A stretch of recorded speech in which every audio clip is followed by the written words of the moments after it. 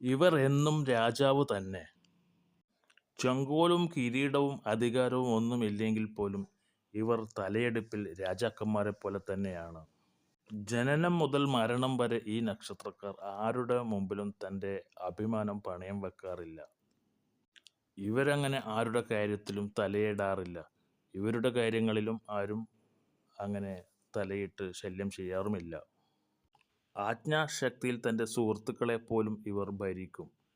ഇവരുടെ ഓരോ പ്രവർത്തനങ്ങളും ചുറുചുറുക്കും ആത്മവീര്യം നിറഞ്ഞതുമാകുന്നു. അതുകൊണ്ട് തന്നെ എല്ലാവർക്കും ഇവരെ സ്വീകാര്യമാണ്. ഇവർക്ക് സാധിക്കാൻ പറ്റാത്ത കാര്യങ്ങളുണ്ടോ എന്ന് ചോദിച്ചാൽ ഇല്ല എന്ന് തന്നെ പറയണം.